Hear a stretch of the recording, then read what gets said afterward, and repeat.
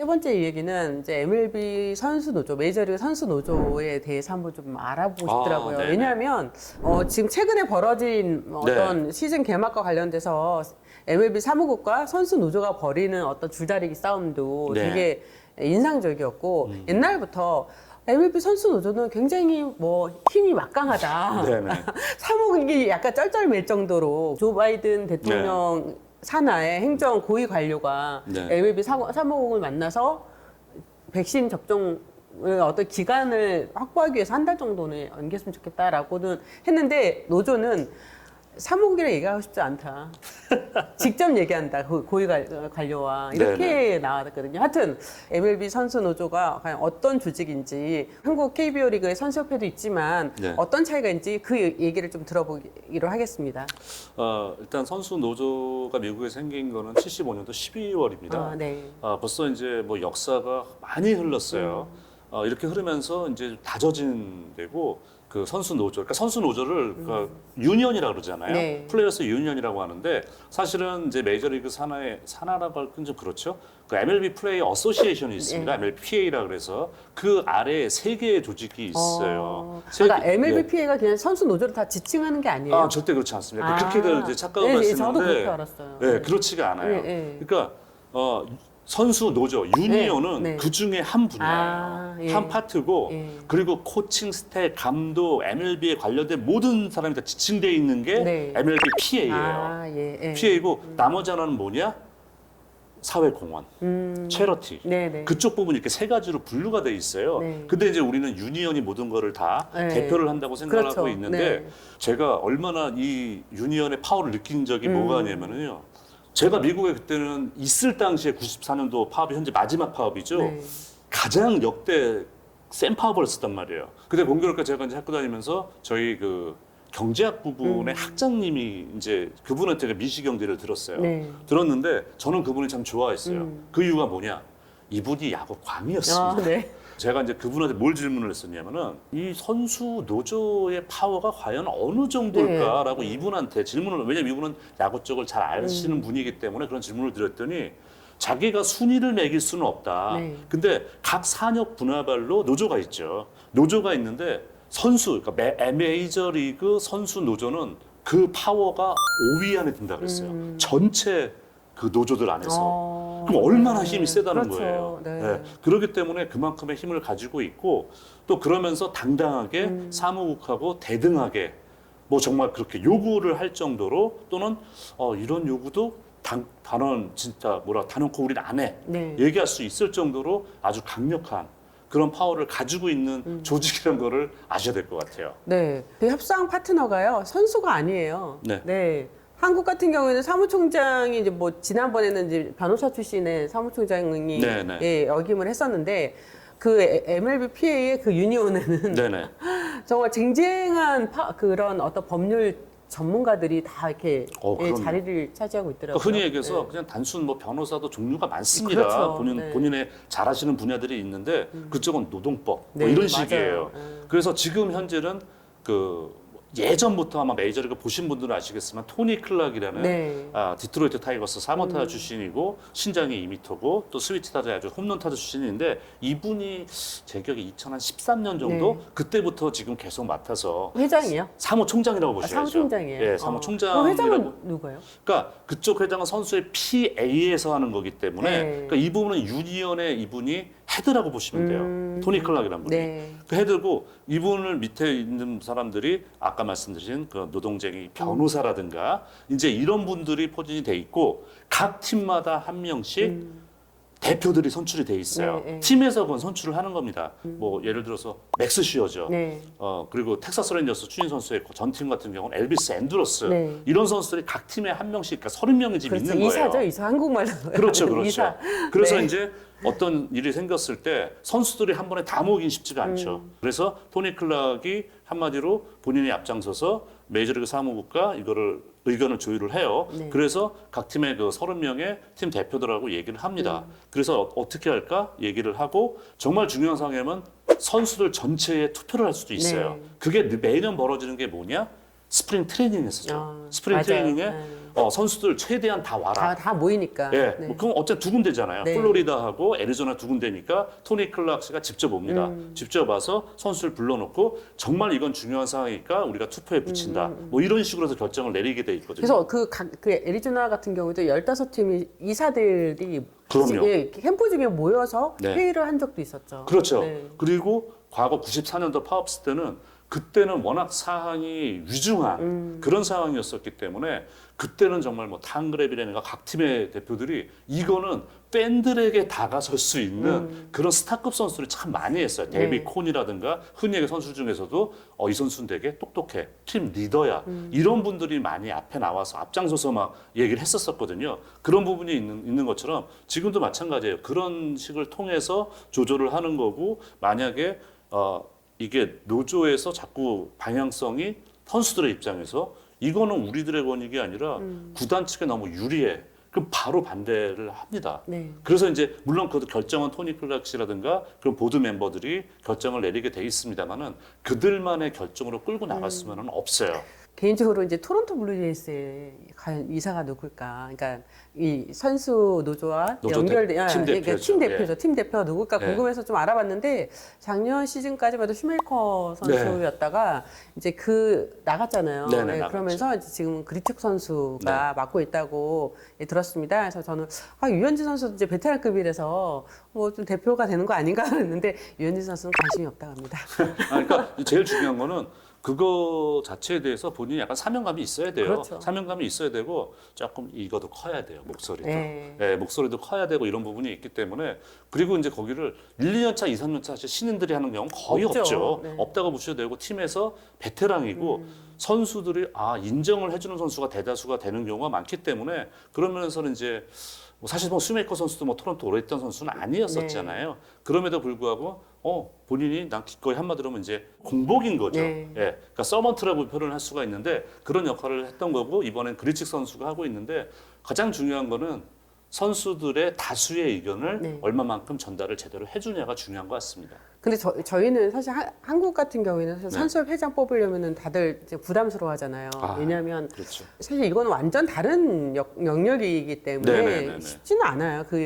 그런 주장도 사실 힘들잖아요. 팀 주장도 힘들어하는데 네. 선수협 회장을 만나는 건 굉장히 어려운데 메이저리그 같은 경우에는 이런 거 관심 있는 선수들이 정말 많이 있대요. 서로 하고 싶다고. 그러니까 네. 우리도 좀 이랬으면 좋겠어요. 저는 이제 현역 선수들이 그러니까 선수협회니까 선수가 회장해야 돼. 꼭 굳이 그건 아니에요. 꼭 그렇게까지 생각 안 했으면 좋겠어요. 왜 지금 우리나라 아니, 선수 은퇴한 선수가 하면 안 되나요? 괜찮아요. 네. 그러니까 왜냐면은 이거에 전임으로 할 수 있는 분이 사실 필요해요. 그쵸. 왜냐면 선수들이 전임 정말 회장, 예. 자기 일도 챙겨야 되고 시즌 중에 들어가서 힘듭니다. 바빠요. 그런데 그런 걸 시즌 중에 일일이 다 챙기긴 솔직히 어렵습니다. 네. 어렵기 때문에 각 팀의 뭐 대표자들은 있어야 되는 건 맞아요. 맞는데 이거를 전담으로 끌고 나가면서 처리를 해주고 또 그때그때 선수들의 의견을 취합할 수 있는 이런 구조가 만들어져야지 선수들도 바쁘고 힘든 그 시즌대 사실 중요한 결정 내리기 어렵거든요. 어렵죠. 어떻게 다 일일이 그 10개 구단 다 취합을 하겠습니까? 네. 예. 근데 프로야구 선수협의회도 네. 좀 지금 이제 양의지 회장이 굉장히 네. 적극적으로 여성적으로 움직이고 있는데 결국은 선수협이 규모가 아니라 파워가 힘이 커져야 돼요. 그래서 그렇죠. KBO 이사회와 어떤 네. 동등한 네. 어떤 대화가 될 수 있는 네. 그런 힘을 갖고 있어야 된다 저는 생각하거든요. 옛날보다는 그래도 지금의 선수협의 힘이 많이 커졌다고 하더라도 그래도 좀 아쉬운 부분이 있는 것 같아요. 그러니까 그러기 위해서 아까 이제 말씀드렸던 네, 저는 전임 그런 부분이 전임 부분이 필요하다고 생각을 하고요. 이게 가장 중요한 거는 이것도 결국 팬들이에요. 물론 양쪽이 서로의 뭐 권익을 위해서 싸우는 건 당연한 겁니다. 네. 문제는 이게 평행선만 달릴 수는 없거든요. 그쵸. 때로는 우리가 양보해야 될 때가 맨날 있고. 싸우면은 뭐 시즌이 그렇죠. 안 되죠. 그러니까 94년도 마지막 파업을 하기 전에도 메이저리그 파업이 있었어요. 네. 그때는 사실 거의다가 아니죠. 구단 편을 들지 않았어요. 팬들이. 너희들은 그동안 선수를 착취했어. 그러니까 선수들이 저러는 게 이해가 돼서 왔었는데 94년도에 그 입장이 바뀌었어요. 네. 바뀌면서 왜냐하면 선수들 연봉이 예전과는 비교할 수 없이 그렇죠. 많이 엄청 올랐고 일반인들이 상상할 수 없는 수까지 올라갔을 때 너희들은 이제 배부른 돼지라고까지만 얘기를 했단 말이에요. 그러다 보니까 선수 노조도 되게 강력히 맞서고 사상 처음으로 포스트 시즌이 취소되는 네, 사태까지 생겼었잖아요. 그럼에도 불구하고 결국은 MLB 사무국도 팬들이 오히려 사무국을 지지하는 상황이 벌어지게 된 겁니다. 벌어지게 되면서 여론의 힘을 얻지 못했었네요. 그렇죠. 네. 여론의 힘을 얻지 못하고 결국은 이제 나중에 어떻게 됐냐? MLB 사무국에서 우리 대체 선수로 치를 내. 하지만 그 시즌을 사흘 정도 앞두고 극적인 타결이 벌어졌죠. 벌어지고 그 다음부터 5년에 한 번씩 이게 지금도 유효한 겁니다. 5년에 한 번씩 의사가 모든 선수들에 관한 규정, 구단에 관한 규정, 서로 입장 정리를 해서 룰을 정합니다. 그러면 그 5년 동안은 무슨 일이 벌어져도 파업은 안 되는 겁니다. 이건 선수 노조 측에서 양보를 한 거예요. 그 대신에 선수 노조 측에서 그럼 5년 동안에 바꿀 수 없기 때문에 되게 신중하겠죠. 신중하게 이건 이렇게 하고 이렇게 합시다. 이런 상황이 되기 때문에 5년 동안은 못 해요. 올 시즌 끝난 다음인가 다시 또 이제 5년이 오는 것 같은데 그때 다시 조정을 합니다. 그러면서 그 이후는 단 한 번도 아직까지는 파업이 없었어요. 또 하나는 그 커미셔너의 성향에 따라서 선수 노조와 정말 잘 가느냐 아니면 계속해서 뭔가 반목 상황이 펼쳐지느냐 이런 부분이 있는 것 같은데 지금 커미셔너가 지금 딱 그런 것 같아요. 이제 드러난 기사나 선수들의 어떤 이야기들을 통해서 전달되는 느낌은 지금 현 커미셔너에 대한 불만이 굉장히 크다라는 생각이 좀 들었거든요. 이분이 그 가장 큰 이유가 뭐냐면 처음에 이제 부임을 하면서부터 좀 이렇게 던져요. 얘기를 던지면서 반응 보다가 안 그러면 얘기 쑥 들어가고 아 이거 하겠다는 게 아니다. 약간 이런 식이란 말이에요. 근데 그 간 보는 거를 선수들이 알아요. 그래서 이번에도 그러니까 이거 선수들이 가장 큰 불만은 이런 이야기를 왜 지금 하냐 이거죠. 작년에 시즌 끝나고도 얼마든지 할 수 있는 건데 왜 지금 와서? 이제 선수들 가방 싸가지고 지금 다 이동하고 있는 중인데 왜 지금 하냐 인 거죠. 여기에 결정적으로 이분이 변명거리가 있잖아요. 이거는. 코로나19요? 코로나19라는 게 있기 때문에 제가 만약에 커미셔너라도 이 상황에서는 쉽게 판단 내기는 어려워요. 왜냐하면 미국도 지금 뭐 저희도 언론을 통해서 많이 알고 있습니다만은 그 상황이 뭐 지금 특별히 좋아졌다고 볼 수는 없는 상황이기 때문에 이거는 정말 신중해야 되는 건 맞다고 생각을 하거든요. 맞다고 생각하는데 이제 사람이 깊이 생각하지 않고 던진 이후에 이렇게 하고 사실 지난해도 코로나19 상황 물론 다 이해를 합니다만은 그 선수한테 쉽게 결정 내려주지 못하고 정말 지치게 하고 힘든 부분. 이번에도 가장 큰 이유 이거였거든요. 야 우리 이번에 그럼 154경기 하자. 그 대신에 한 달 정도 연기합시다라고 얘기했잖아요. 근데 반대를 했어요. 반대를 했는 건 뭐냐면 당신 그러고 만약에 시즌 가서 또 말 바꿀 거 아니야. 이거란 말이에요. 이건 시즌 정말 중단이 됐을 때 연봉 도전에 그런 내용이 전혀 없었고 또 이제 FA 선수들, FA 선수들이 그러면 만약에 시즌 중단이 되면은 올 시즌 끝나고 FA 되는 선수들에 대해서는 어떻게 할 건지. 그게 사실 선수들한테 굉장히 큰 문제죠. 그렇죠. 그러니까 그나마 이제 작년 같은 경우는 60경기 시즌이었지만 우리가 풀타임 선발로 봐준다. 이런 건 결정을 내려줬어요. 그러니까 이번도 이제 뭔가 그런 확실한 좀 세부적인 부분을 충족을 시켜줘야 될 것 같고요. 이렇게 보시면 돼요. 전임 커미셔너 버드 슬릭 씨 같은 경우는 정말 인정을 많이 받았어요. 그렇죠. 저도 이름을 기억할 정도니까. 이분은 본인이 미러키 브루어스 구단주 출신입니다. 그 당시에 선수들이 무슨 걱정했냐? 가재는 개편이야. 구단주 출신이 뭐 구단 편 들겠지. 근데 이분이 거기 중립을 너무 잘 지켰어요. 뭐 이분이 하는 게 뭐 다 잘했다는 건 아닙니다만은 전체적인 평가 이제 이분도 물러나신 지가 됐기 때문에 보면은 뭐 팀의 확대 또는 포스트 시즌의 이런 시스템 정비 뭐 정말 인터리그라든가 이런 여러 가지 메이저리그의 인기를 유지하게끔 만든 공이 있다면은 지금 이 프리드맨 커미셔너 같은 경우는 과연 어떻게 할지 봐야겠네요. 맨프레드, 그러네요. 프리드만은 저쪽이죠. 갑자기 왜 다저스 사자 이름이 나오지? 이랬습니다. 하도 다저스 얘기를 지금까지 한 2천번 한 것 같습니다. 커미셔너 이름이 뭐라고요? 맨프레드. 죄송합니다. 아닙니다. 그 다음에는요, 이제 MLB 인물 여전. 저는 사실 이게 제일 재밌어요. 뭔가 선수에 대해서 좀 더 깊이 있게 알 수 있는 그런 코너인 것 같아서요. 그래서 오늘은 세인트루이스 카디널스로 아주 오피셜로 발표가 된 놀란 아레나도 선수에 대해서 이야기를 좀 해보려고 합니다. 되도록이면 저희가 약간 과거 선수, 현재 선수 이렇게 좀 번갈아 생각했는데 아레나도 트레이드가 지금 전격적으로 어쨌든 발표가 됐고 가장 또 주목을 받는 선수가 됐어요. 그러니까 아레나도 선수를 뭐 얘기 안 할 수가 없죠. 올해 9년차가 되는 선수고 이 선수는 뭐 흔히 얘기하는 공수를 경비한 뭐 최고의 삼루수라고 해도 최고의 삼루수. 예, 문제가 없어요. 저도 이제 오늘 이 자리 이 지금 녹화를 하기 전에 뭐 어디 글을 하나 쓰고 왔는데 네. 그쪽에서 또 발빠르게 움직여서 그러면 이제 코너의 필더라고 하지 않습니까? 네, 1루수, 네, 3루수. 네. 누가 최강이냐 한데 네. 1위가 됐어요. 네, 풀 맞아요. 골드시미트하고 맞아요. 묶이니까 1위가 됐는데 네. 일단은 8년 연속 골드그로브 받았습니다. 그러니까 9년 차인데 9년 차인데 8년 연속이에요. 네, 작년까지 네. 계속 받은 거예요. 네. 그리고 신인 내야수가 신인 3루수로서 데뷔하던 해 골드그로브 받은 건 이 사람이 최초입니다. 그러니까 수비에 대해서는 뭐 워낙 좋아하시는 분들 하이라이트도 많이 보시고 했을 텐데 거의 신의 경지라고 보시면 네. 되고 지금 메이저리그 역대 흐름에 좋은 3루수 많았습니다만은 지금도 수비하면은 과거 볼티모어 오리올스의 브룩스 로빈슨이라는 분을 최고라고 쳐요. 네. 근데 그분 이후에 수비는 거의 최고다라고 얘기를 듣고 있고 홈런왕, 내셔널리그 홈런왕 3번, 네. 타점왕도 했죠. 지금 통산 타율도 8년 동안 2할 9푼대가 넘습니다. 네. 2할 9푼대를 유지를 하고 있고 그렇다면 이 선수는 흔히 얘기해서 공격과 수비를 다 가지고 있는 한마디로 흔히 얘기하는 게임 체인저가 네. 될 수 있기 때문에 그 잠잠하던 세인트루이스를 한번 컨텐더 레벨로 끌어올린 그런 네. 트레이드죠. 예. 떠나보낸 네. 예, 콜로라도 덴버는 엄청난 욕을 먹고 있고요. 그러니까 콜로라도 팬들이 몇몇 선수에 대한 애정이 엄청난 부분이 있는데 그 중에서 가장 많은 팬심을 모으는 선수가 아레나도 선수였죠. 그렇죠. 예, 그런 선수를 잃어버리게 된 팬들은 얼마나 예, 상실감이 크겠습니까?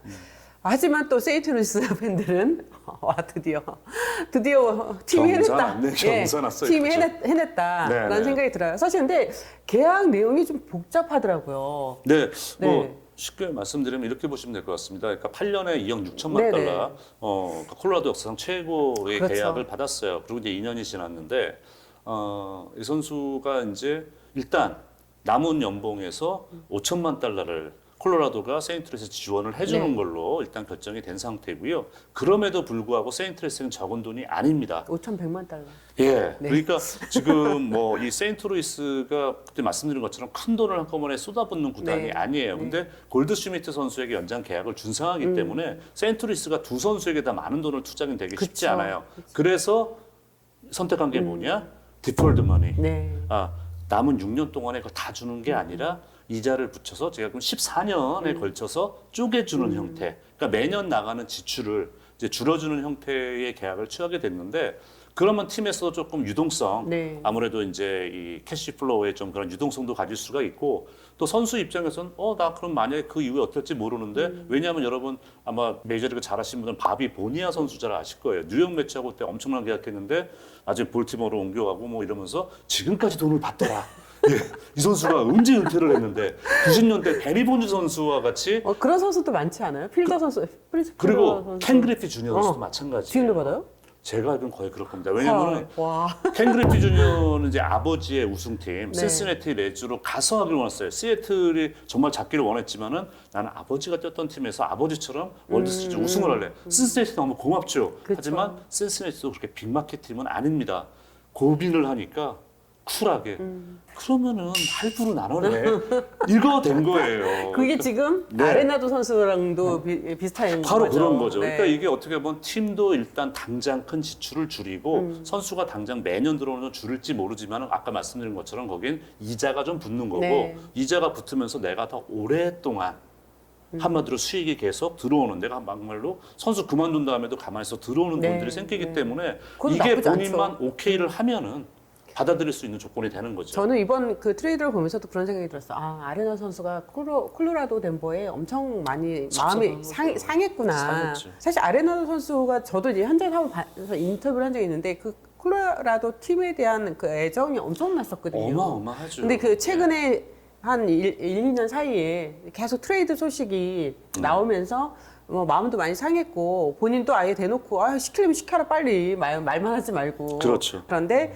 이번에 결국 이제 세인트루이스 유니폼을 입게 됐는데 잘 어울리더라고요. 예, 그러니까 이 선수가 이제 그동안 좋은 활약을 보였음에도 불구하고 네. 아직 MVP 받은 적은 없어요. 네. 뭐 4위를 된 적도 있고 막 그렇지만 근데 이제 이거는 어떻게 보면은 콜로라도 선수들에게는 약간 숙명이에요. 네. 그러니까 너희는 뭐나 그렇죠. 공격력이 유리한. 저 그거 질문하려고 그랬어요. 그랬어요? 그러니까 예.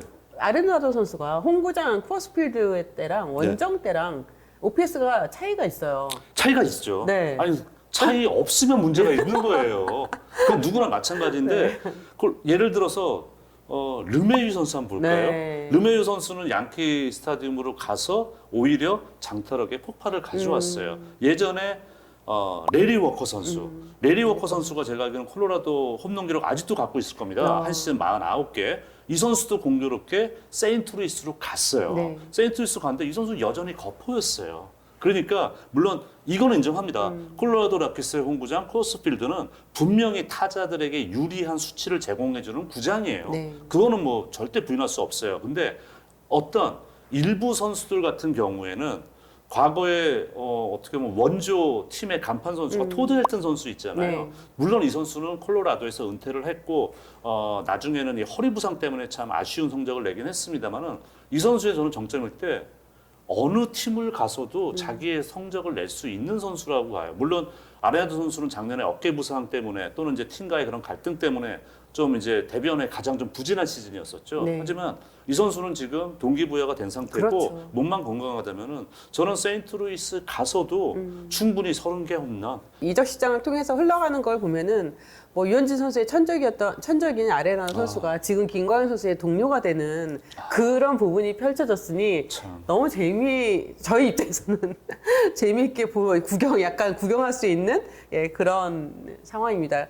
제가 이거는 이제 인터뷰 때 들은 내용을 네네. 좀 소개를 할게요.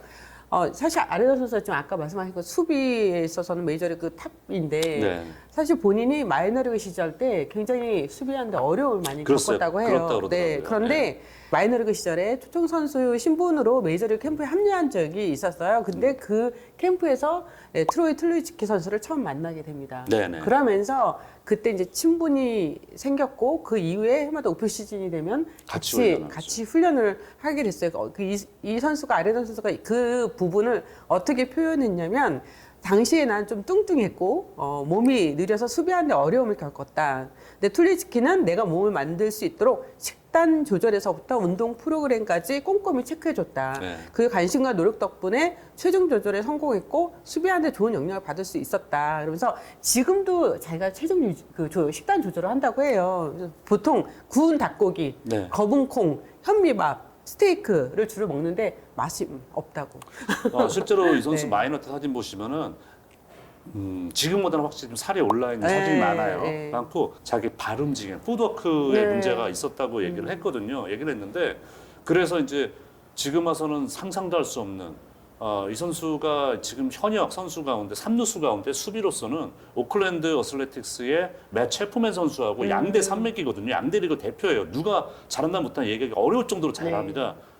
고등학교 선후배 사이거든요. 이 두 선수가 또 공교롭게.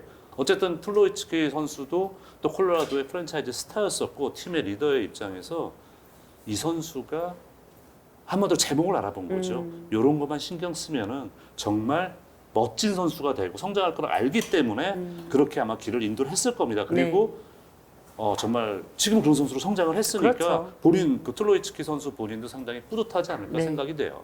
아레나도 선수한테 롤모델이 3명이 있었어요. 네.